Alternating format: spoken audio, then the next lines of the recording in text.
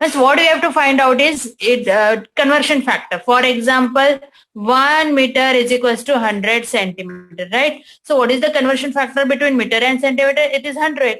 Okay, 10 raised to 2. So that conversion factor we have to find out between two systems. You know that meter is an which unit? It is MKS unit or SI unit, or SI. CGS is an centimeter is an CGS unit.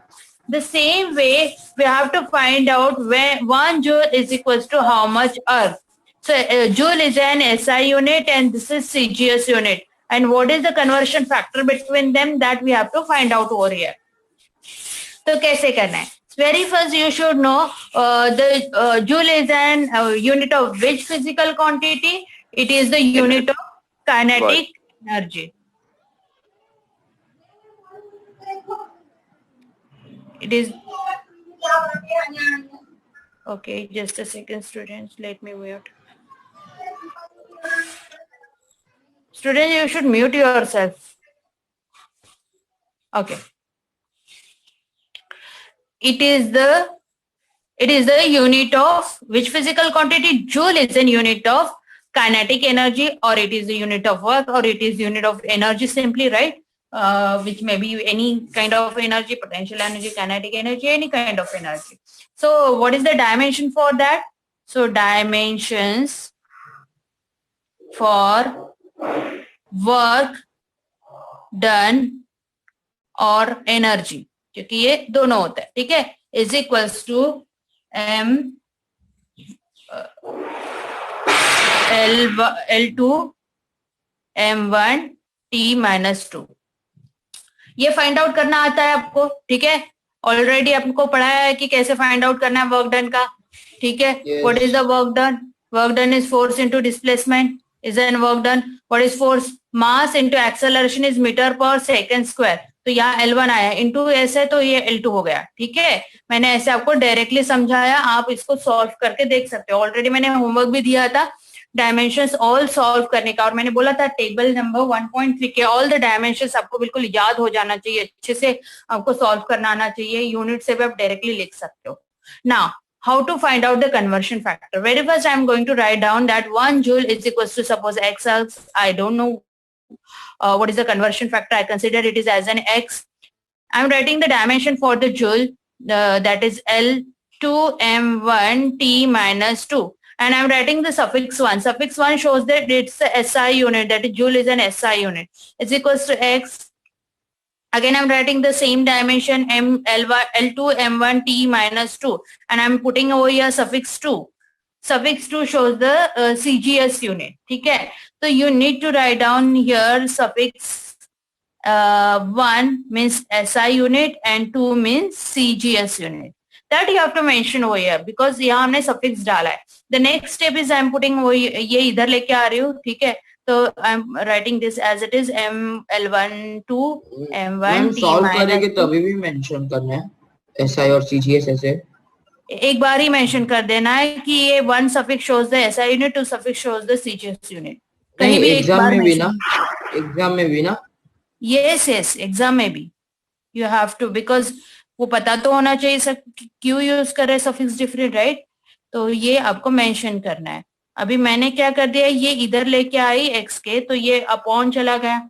इसके बाद में मैं एक step कर रही हूँ, L1 upon L2 दोनों का पावर 2 है, तो putting as in common power M1 upon M2 इसका common power is 1, T1 upon T2 इसका common power is -2 is equal to x. Okay, now L1 one suffix shows the SI unit और L stands for length, right. L stands for length.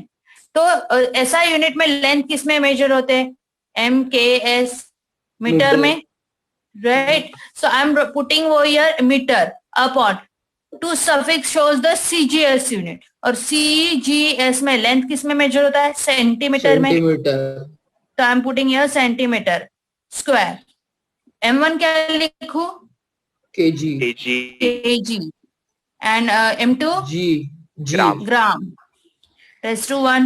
T1 second. S upon S that is second.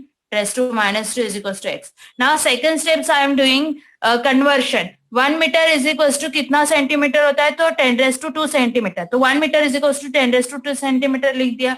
Similarly यार 10⁻3 correct, 10⁻3, तो ये लिख दिया। ठीक है, इधर power as it is जाना है, सेकंड अपॉन सेकंड 1 होता है, 1⁻², तो यहाँ सेंटीमीटर सेंटीमीटर कैंसल, ग्राम ग्राम कैंसल, सो 10⁻²² मीन्स 10⁻4 इंटू 10⁻3, और ये तो 1 होता है, 1 का पावर कुछ भी डालो, राइट, तो this is 10⁻7, hence the answer is 10⁻7, hence you can say 1 joule is equals to 10⁻7 arc. This is the final answer.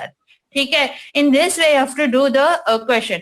This question may ask for 3 marks, student. If it is for 3 marks, then minimum 6 steps are required. Six steps. Okay, in that 6 steps, because each step carry half marks, so in that 6 steps required steps are like जो very important है वो आपको पता होना भी चाहिए। तो पहले तो हमने एक्स कंसिडर किया, ये जरूर लिखना है आपको, देन आप पुटअप करें वो भी लिखना है, सफिक्स आपको वो भी लिखना है।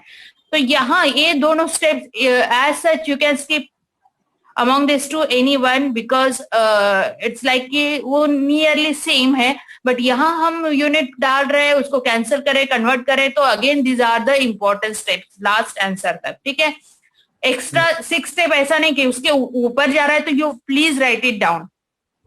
ठीक है, बिकॉज कभी कभी एग्जामिनर ऐसा बोलेगा कि नहीं मुझे इसको नहीं इसको मार्क्स देना है, तो इन दैट केस वो आपका होना चाहिए, बट इंपॉर्टेंट स्टेप्स को ही वो अल्टरनेट लेंगे, ऐसे स्मॉल जहां हो सकता है स्किप करना तो वहां नहीं लेंगे।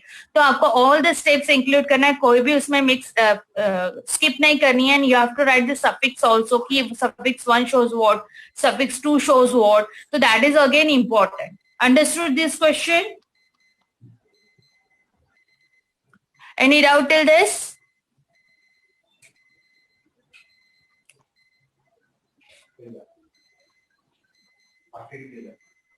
Okay, one student is saying no doubt.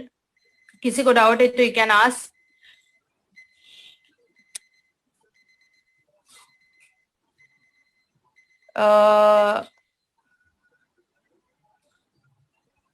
क्या किधर गया, एक minute, I am not understanding.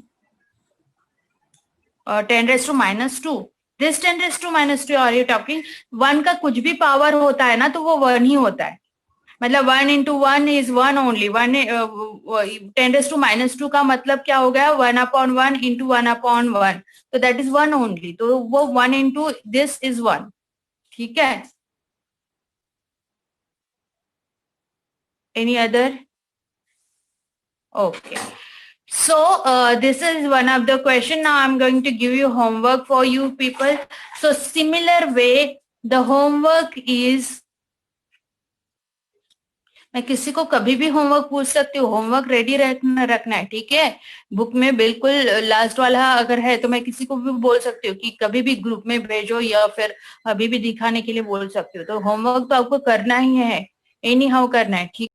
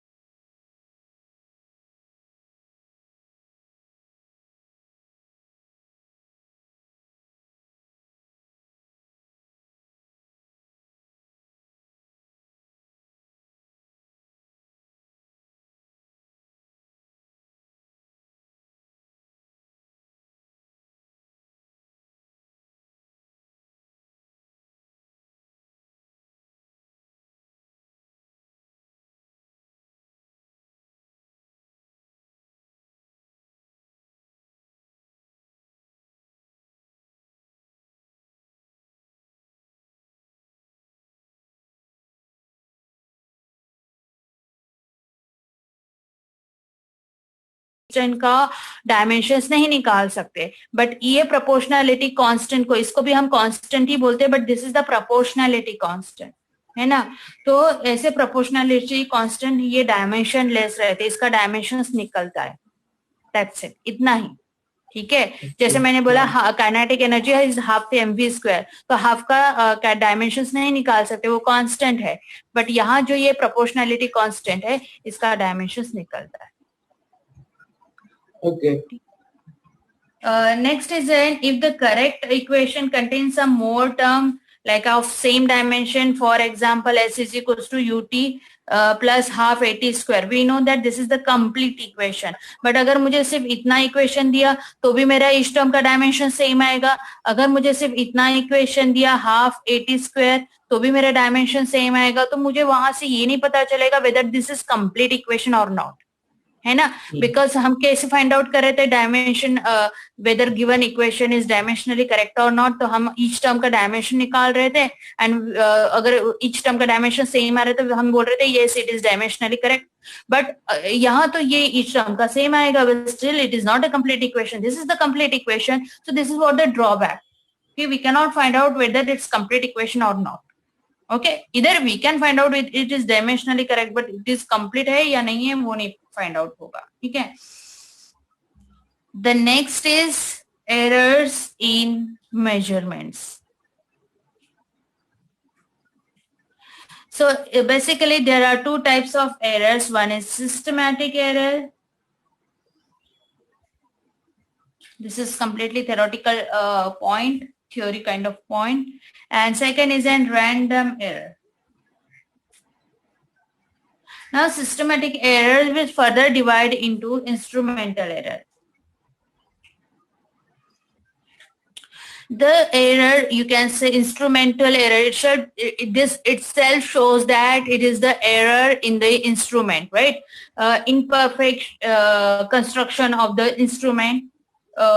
This error is due to imperfect construction of the instrument. For example, if I am performing the experiment and I have a thermometer with me, तो हमने एक unit का definition देखा था, standard reference use for the measurement of physical quantity is called unit. Now what is mean by that standard reference, where is that standard reference come from? Like अगर मैं अपना thermometer बनाऊंगी तो मेरे thermometer में और स्टैंडर्ड थर्मोमीटर में reading same दिखाना चाहिए। If I am doing the any experiment, like I am measuring the boiling point, if I am measuring the freezing point, right? तो वो स्टैंडर्ड कैसे होगा? तो थर्मोमीटर का जो स्टैंडर्ड मेथड है वो है कि उसमें उस थर्मोमीटर में ऐसा कंस्ट्रक्ट करना है जिसमें आपका फ्रीजिंग पॉइंट वाटर का 0 ही दिखाना चाहिए और बॉइलिंग पॉइंट 100 ही दिखाना चाहिए, ठीक है। तो for example I have that perfect, जिसमें freezing point is 0 and boiling point is 100, ऐसा परफेक्ट थर्मोमीटर मैंने लिया और I am doing the experiment, I am measuring the temperature of the liquid, and other student has one thermometer which is a faulty thermometer. अब faulty means जब freezing point आता है तो उसका जो thermometer है वो 0.1 इतना रीडिंग देता है, तो जबकि 0 दिखाना चाहिए, तो 0.1 का डिफरेंस है, ठीक है। बट जब मैं एक्सपेरिमेंट परफॉर्म करूंगी, when we both are in lab, तो थर्मोमीटर तो हमारा किस पे, रूम टेम्परेचर पे रहता है, तो we cannot make out from that thermometer like it's a 20 or 20.1 दिखा रहा है, तो हमें नहीं पता चलेगा कि whether there is a error or not. और now we are doing the experiment, तो मेरा हर बार इसमें क्या हो जाएगा, जो भी wrong वाला है उसमें 0.1 का error add होता रहेगा हर रीडिंग में, करेक्ट? तो 0.1 का error, and we cannot recognize that error unless and until we cannot compare it with standard one. Okay, you have to compare with standard one, or you have to check with standard method, like you have to check whether freezing point is on 0 degrees Celsius or not, whether boiling point is on 100 degrees Celsius or not, ठीक है? Yes Aditya, you can ask. Yes Aditya, hand raise किया ना बेटा? Lag हो रहा है और screen भी ला रहे। लैग हो रहा है? Is it for all? No, ma'am. No, ma'am. No, ma'am. No, no, ma'am. No, ma'am. No. No. Okay, जिनका लैग हो रहा है आई थिंक वो फ्यू स्टूडेंट्स है, तो प्लीज आप एक बार एग्जिट करके इमीडिएटली एंटर करो, it may be due to your internet issue, तो फिर वो सॉल्व हो जाएगा. ओके, सो सी, तो यहाँ कैसे फाइंड आउट करोगे? इधर I have to compare it with standard one, right, और I have to do the standard method, जिससे मुझे पता चलेगा कि एरर है. This is one type of instrumental error. Another thing is कि मेरे पास अगर एमीटर है, तो एमीटर जो रहता है वो क्या करता है, पॉइंटर 0 पे रहता है जब करंट फ्लो नहीं हो रहा है. अब मान लो करंट फ्लो नहीं हो रहा है और वो मुझे 1 का रीडिंग दिखा रहा है, तो it means that it is an faulty instrument. You can मतलब रिकॉग्नाइज इट, राइट. आपको दिख रहा है Yes. वो, आप समझ सकते हो, आप देख सकते हो कि इसमें फॉल्ट है, और उसको आप करेक्ट भी कर सकते हो बिकॉज आपको दिखा वो फॉल्ट है करके. करंट फ्लो नहीं किया फिर भी करंट दिखा रहा है, तो right. So there are two type of instrumental error. One we cannot recognize, but there is a error in the instrument, and one we can recognize whether there is a error or not, and we can make it correct. Okay. This is the first. Second is an error due to imperfection. Imperfection in experimental technique means, for example, you are measuring the liquid in the container. Container में मुझे liquid major करना है, कितना मैंने volume लेना है वगैरह major करना है. और अगर मैंने इसको प्रॉपरली वर्टिकल पकड़ा ही नहीं, थोड़ा इंक्लाइन पकड़ा, तो लिक्विड भी आपको कैसे मिलेगा, ऐसा हो जाएगा. और इन दैट केस आप इधर का मेजर करते हो या इधर का मेजर करते हो, अकॉर्डिंग टू आपका उसमें मिस्टेक आ जाएगा. तो you have to held like a vertical properly. ऐसे कर दोगे और मेजर करोगे तो obviously there will be error in that. तो ये क्या हुआ, आपने परफेक्ट नहीं किया, उसके वजह से एरर हुआ. सेकेंड, अगर फ्रिक्शन स्टैटिक फ्रिक्शन वगैरह जो हम फाइंड आउट करते हैं, अभी ये आपको मे बी समझ में नहीं आएगा फ्रिक्शन अगर नहीं हुआ है तो, बट अगर हो जब भी गया. फ्रिक्शन हो गया है ना, वेरी गुड. हाँ. तो अगर फ्रिक्शन फाइंड आउट करना है तो ये जो है प्लेन एग्जैक्ट हॉरिजॉन्टल पे होना चाहिए, जिसमें एक बबल इंडिकेटर रहता है जिससे आप हॉरिजॉन्टल है या नहीं वो प्लेन वो चेक कर सकते हो. बिकॉज अगर थोड़ा भी इंक्लाइंड है तो फ्रिक्शन उसमें ऐड होता है ग्रेविटी के साथ, तो वहां इनपरफेक्ट सेटिंग हो गया. ठीक है. या फिर अगर मैं लेंथ मेजर कर रही हूँ for something like may be in electronic experiment और इन मैकेनिकल एक्सपेरिमेंट, अगर मुझे कोई लेंथ मेजर करना है और मैंने स्केल प्रॉपर पॉइंटर 0 पे नहीं रखा, तो भी मेरा इनपरफेक्शन रीडिंग रहेगा, right. This is due to imperfect technique, जो आप प्रॉपरली मेजर नहीं कर रहे हो. ठीक है. This is the imperfection. Third, personal error. Personal error is due to person. Like if you are measuring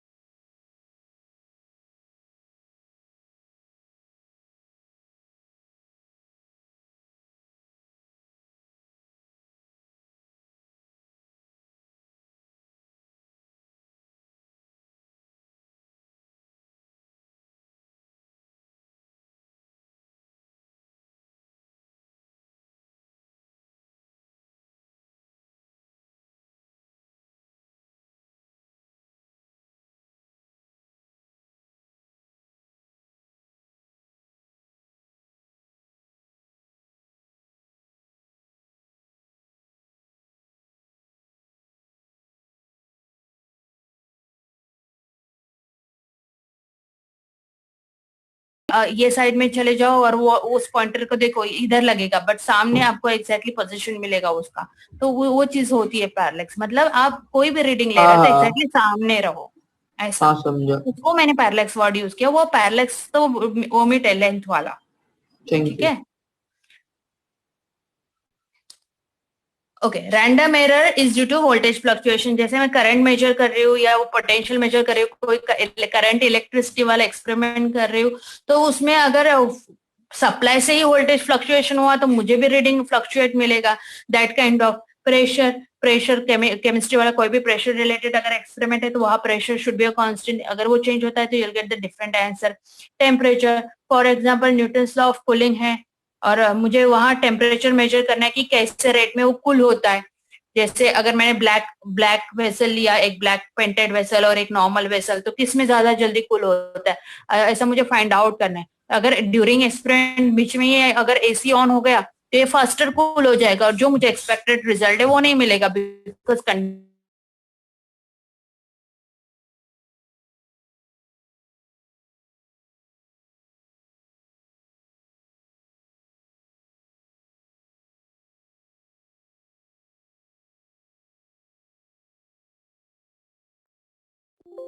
मतलब कंट्रोल नहीं है। This kind of things are coming in random error due to random cause, due to random thing. ठीक है, due to power supply, due to temperature, due to pressure, these things are comes in random error. So now the let's come to question. Okay, so if the question imperfection में आपको अगर measuring cylinder है ऐसा पकड़ना चाहिए। If you are in front of that, अगर आपने ऐसा पकड़ा तो उसमें क्या हो जाएगा, लिक्विड ऐसा इंक्लाइन हो जाएगा, उसमें आप मेजर कर रहे हो तो यहाँ भी मेजर कर सकते हो, इधर से भी मेजर कर सकते हो। अब दोनों रीडिंग में तो डिफरेंस हुआ ना, तो ये आपने इनपरफेक्ट किया। अगर मैं लेंथ मेजर कर रही हूँ, मुझे इस पेज का लेंथ मेजर करना है, अभी स्केल लेते हुए मैंने इसका 0 अगर इधर डाल दिया तो मेरा तो इनपरफेक्ट मेजरमेंट हुआ। ठीक है, तो दैट इज इनपरफेक्शन, या आपने प्रॉपर उसका सेटिंग नहीं किया, इनपरफेक्ट सेटिंग है। जैसे ये जो है लेवलिंग में होना चाहिए, तो लेवलिंग में अगर नहीं है तो वो लेवलिंग हम चेक करते हैं, एक हमारा बबल बॉक्स रहता है जिससे हम लेवलिंग चेंज करते हैं। ये ऐसा इंक्लाइंड हो गया तो उससे भी रीडिंग चेंज होता है इन particular experiment like static friction में। ठीक है, तो वो इनपरफेक्शन सेटिंग ऑफ एक्सपेरिमेंट में होता है। Now, got it? Yes. Okay. Now, question ये पूछा जाता है, state the types of systematic error. Suppose the question is like this for 2 marks or for maybe 1 marks, whatever. You just state any two, maybe they mention ki state any 2 types of systematic error, state any 3 types of systematic error. Then you just write down the name. State hota to sip name. Instrumental error, error due to this. Like a instrumental error. Second type kya hai mera? Imperfection setting this, and third one है मेरा personal error. So you just write down the names. If the question is state, explain personal error, that maybe they may ask anything among 3 or they may ask the random. So this question, if it is for 2 marks, then you have to explain with example. Not only that just explain, state तो करना नहीं है, इसमें पूरा explain करना है। कभी कभी ऐसे भी पूछ सकते हैं एक्सप्लेन सिस्टमैटिक एरर, तो इन दैट केस एक्सप्लेन है और ज्यादा मार्क्स के लिए है। तो remember, whenever the question is for 2 marks, you have to explain. Whenever the question is for 1 marks or state kind of, then just write the name. Okay. Now the next is estimation of error.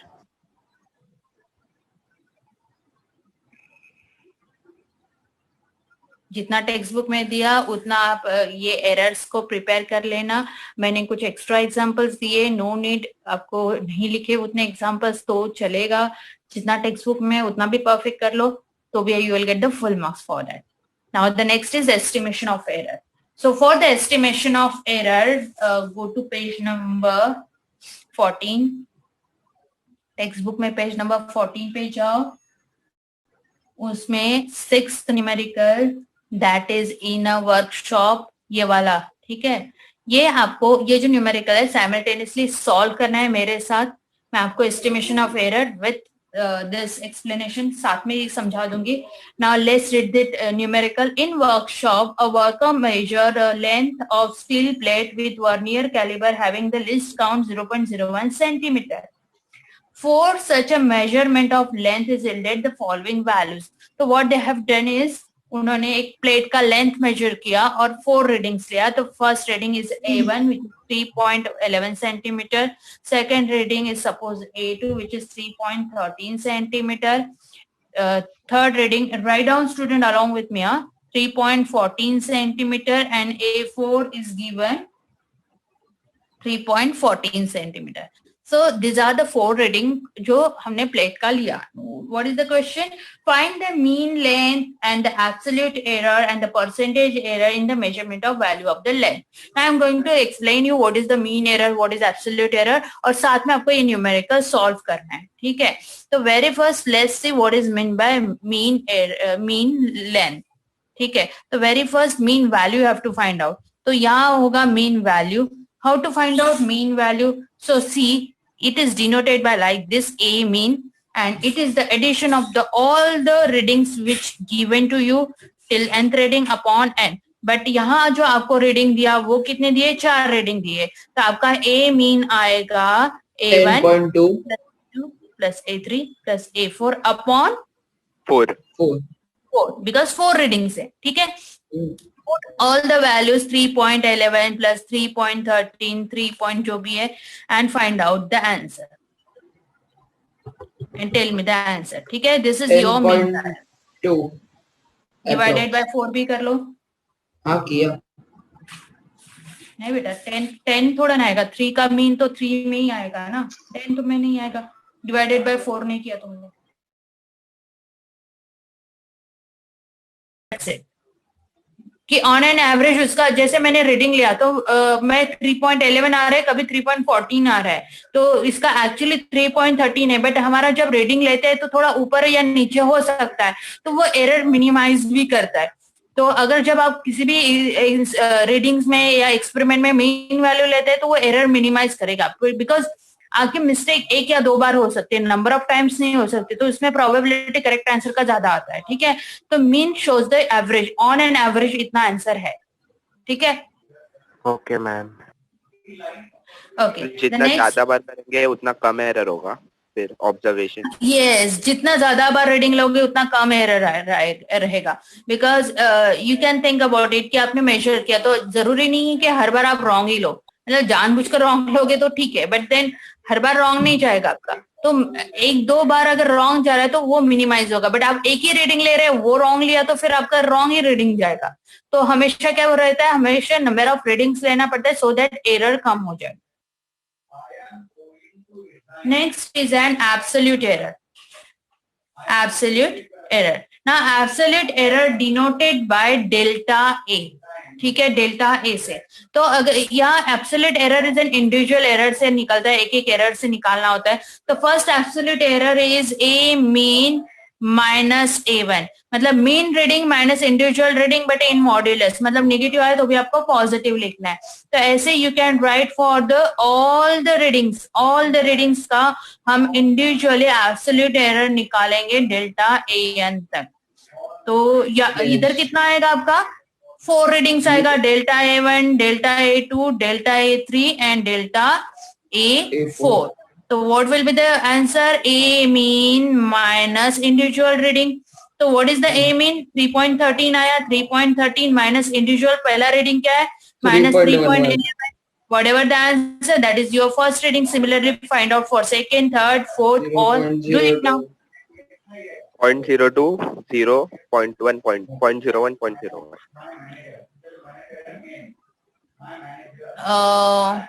पहले का answer कितना? 0.02.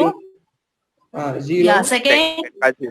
0, 0, 0.01, 0.01, 0.01 है ना। तो ये बन गए हाँ। Your absolute error. Next is N mean ma'am absolute units क्या एरर। होंगे? इट इज लेंथ तो ऑल सेंटीमीटर में, ठीक है। Mean absolute error, it depends on unit का आपको न्यूमेरिकल में क्या मेजर करने के लिए बोला है। अगर रेजिस्टेंस मेजर करने के लिए बोलते सो ठीक है, but you have to write unit.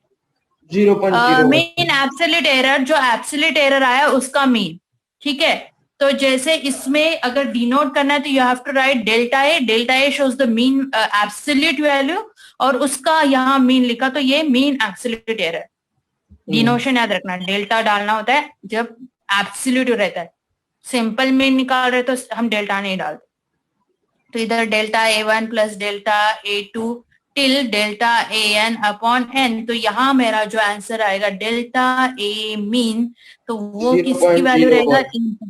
0.0 plus 0 plus 0.01 plus 0.01 divided by 4, तो दिस इज 0.01। तो ये बन गया हमारा मीन एब्सोल्यूट एरर। नेक्स्ट आता है relative error. Relative error. Now relative error is delta A mean, मतलब जो एब्सोल्यूट मीन एब्सोल्यूट एरर है वो अपॉन ए मीन, मतलब जो मेरा मीन वैल्यू था वो। तो यहाँ जो मेरा रिलेटिव एरर रहेगा वो मीन एब्सोल्यूट एरर मेरा 0.01 आया था और मीन कितना आया था? 3.13, ठीक है। That will be your relative error. And last is an percentage error. Percentage error is relative error into 100। तो रिलेटिव एरर इंटू 100 किया तो वो हो जाएगा आपका परसेंटेज एरर। निकालो और चेक करो आंसर आपका आ रहा है या नहीं आ रहा है। 0.32,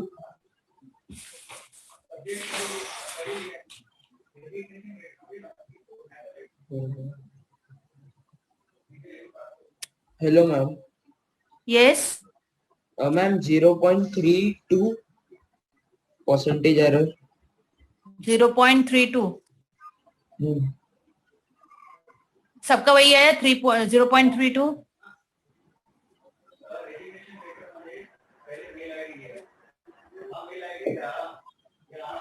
करेक्ट। 0.319 या 0.32 चलेगा, ठीक है। तो that is your percentage error. तो आपकी इसमें मतलब आंसर में रॉन्ग दिया हुआ है, हाँ 6 न्यूमेरिकल 1.3 दिया हुआ है, दैट इज रॉन्ग। और in this way student you have to find out the answer. Now do 8th numerical. Ma'am right है ना आंसर? 6 का सब तो सेम है। 1.3 आया है आपका? क्या परसेंटेज एरर उतना ही आया आपका? हाँ तो वो परसेंटेज एरर ही बोला मैंने। ओके ठीक है ठीक है। रिलेटिव एरर में और 2 आगे 0 थे। ओके ठीक है। सिमिलरली 8th न्यूमेरिकल करो। In 8th numerical, we are doing Ohm's experiment. The values of unknown resistance are given to you, and you have to find out the whatever they are saying. Okay, find out.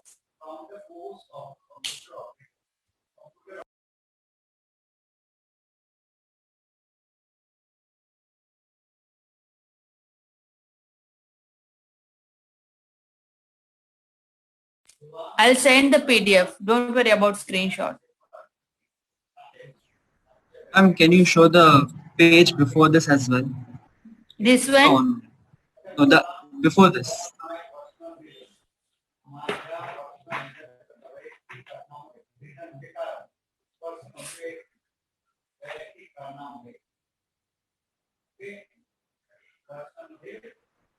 Thank you. It's not coming. I'll send it. Huh?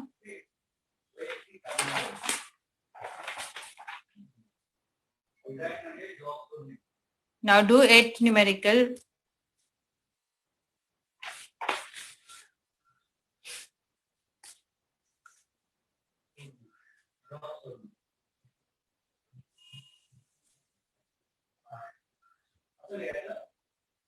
So value is given to you in ohms expression. The value of the unknown resistance are found.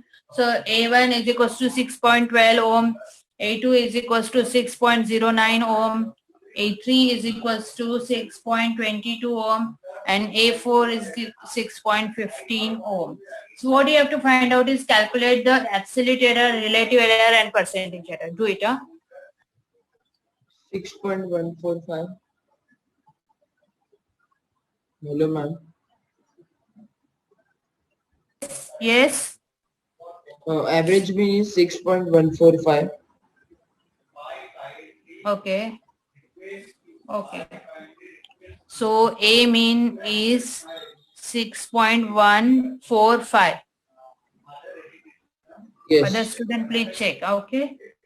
जो आप बोल रहे हो उस पे मैं भरोसा करके आंसर लिख रही हूँ. I don't know. Next you can find out the absolute error.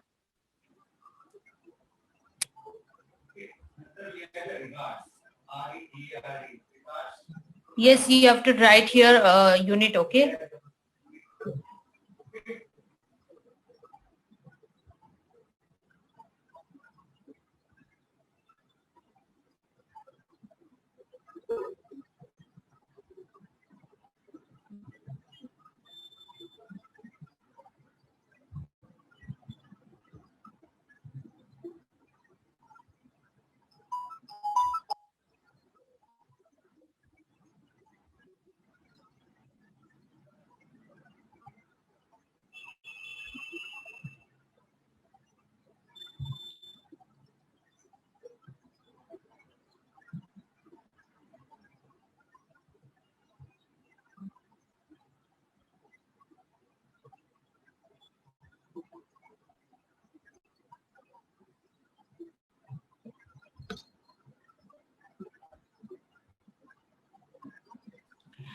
Every student has to do it. Okay, students please. कुछ ही students reply करते हैं, but बाकी students please make sure कि आपको ये समझ में आया या नहीं आया. नहीं आया तो ask the question and solve it. ठीक है. अगर आपको डायरेक्टली नहीं बात करनी है तो you can write in chat, but make sure कि आपको concept समझ में आए. ठीक है. अगर आप बोलोगे नहीं तो mean absolute error. Yes. Mean absolute error is 0.04. Okay. So mean absolute error is 0.04. अगर किसी का आंसर नहीं आ रहा है प्लीज लेट मी नो. ठीक है. कैसे करना है अगर नहीं समझ में आया तो please let me know. Mean absolute error is 0.04. कैसे फाइंड आउट करना है? अगर आपको रेफरेंस चाहिए तो you can check from here. Okay. नहीं समझा तो रिमेम्बर सबसे पहले क्या करना है आपको, वो चारों आंसर क्वेश्चन ये वैल्यू लिख दो. ठीक है. आई एम टेलिंग यू ये चारों लिख दो. ठीक है. What is given A1 A2 A3 A4 लिख दिया. उसके बाद में हमें मीन निकालना था. मीन में सिंपली सब जितने भी रीडिंग्स दिए आपको बता देती हूँ मैं. मीन में क्या करना पड़ता है, जितने भी रीडिंग दिए उसको ऐड करना पड़ता है और जितने नंबर ऑफ रीडिंग है कितना है 1 2 3 4 उतने नंबर से डिवाइड करना पड़ता है. जैसे हम एवरेज निकालते हैं ना वैसे. तो मैं सब रीडिंग ऐड करूंगी. 6.12 पहला reading, second reading plus 6.09 plus 6.22 plus next reading is 6.15. सब रीडिंग ऐड किए डिवाइडेड बाय कितने रीडिंग्स है 1 2 3 4 रीडिंग्स है डिवाइडेड बाय 4 करूंगी. तो ये जो भी आंसर आएगा वो हमारा होगा मीन वैल्यू, ए मीन. तो इसका आंसर इतना आता है, ये मुझे स्टूडेंट्स ने बोला. तो you can check it out कि इतना आता है या नहीं आता. ठीक है. In this way you have to find out the mean. Next आता है मीन एब्सोल्यूट. बिफोर दैट पहले तो एब्सोल्यूट एरर निकाल देते हैं, बाद में उसका मीन निकालेंगे. मीन मतलब उसका addition and divided by that number. But absolute error निकालना है तो एब्सोल्यूट एरर पहले रीडिंग का अगर निकालना है तो हमें क्या करना पड़ता है, ए मीन माइनस इंडिविजुअल रीडिंग. तो ये जो मेरा मीन कितना निकला, ये निकला है 6.145. पहले रीडिंग का मैं एब्सोल्यूट एरर निकाल रही हूँ. मेरा पहला रीडिंग क्या है, मैंने लिखा है पहला रीडिंग मेरा 6.12 है. तो इसका जो भी आंसर आता है वो लिख दो इधर. सब्ट्रैक्शन नेगेटिव में आता है तो भी आपको पॉजिटिव में लिखना है बिकॉज ये मॉड्यूलस में. ठीक है. तो ऐसे डेल्टा A2 निकालो, डेल्टा A3 निकालो, डेल्टा A4 निकालो, इसमें क्या हो जाएगा, A मीन माइनस A2, ठीक है, इन दैट वे ट्राई करो, निकालो, एक second, done miss.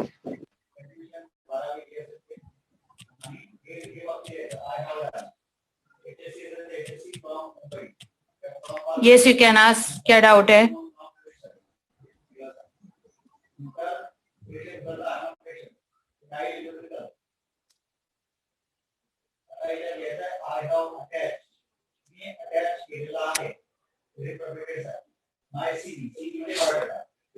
Very good, answers मुझे सेंड कर रहे हो, that's correct, Ishaan correct,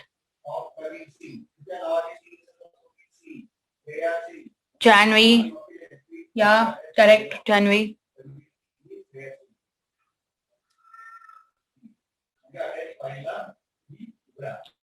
find out this answer जिन्होंने नहीं किया।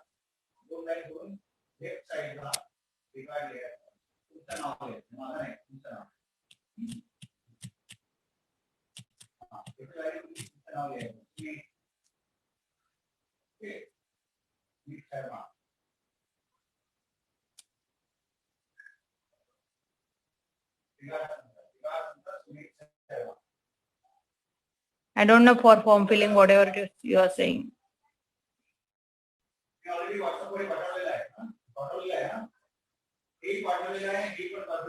फॉर्म फिलिंग के लिए आप मेन ग्रुप में डाल दो, बाद में किसी को मैं बोल दूंगी। यहाँ सिर्फ आपको जो सब्जेक्ट रिलेटेड डाउट है उसी की बात करो, ठीक है, और जो भी अदर डाउट्स है वो आप ग्रुप में डाल देना। Okay, done with this.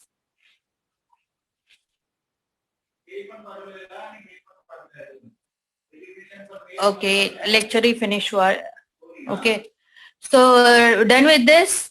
हमने क्या किया, एब्सोल्यूट एरर निकाला। तो एब्सोल्यूट एरर में मीन एब्सोल्यूट एरर क्या होगा, mean absolute error. Mean absolute error में you have to find out the mean delta A1 plus delta A2 plus till कितना, जितना वैल्यू है उतना। इधर कितना वैल्यू है हमारा, 4 है, तो delta A3 plus delta A4 आएगा और डिवाइडेड बाय 4, तो वो मीन एब्सोल्यूट एरर रहेगा।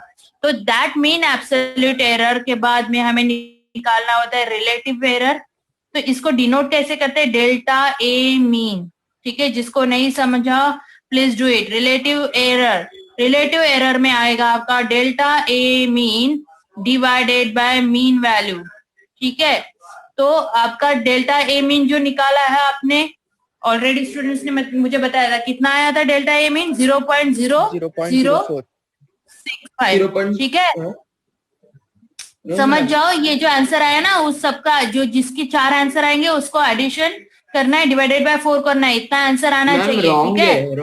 वो रिलेटिव एरर है, वो रिलेटिव एरर है, sorry, yeah, it's a relative error. What was the error? Mean absolute error 0.04. 0.04. Okay, और वैसे आपका रिलेटिव एरर निकालना है, दैट इज A मीन, जो हमारा मीन आया डिवाइडेड बाय मीन वैल्यू, तो वो आएगा आपका 0.0065। ओके, तो जिसको अभी नहीं समझ में आया था आप ट्राई करो, चेक करो वैल्यूज, ठीक है, और फिर आपको अगर फिर भी नहीं समझ में आया तो नेक्स्ट लेक्चर में you can ask the doubt. Okay students,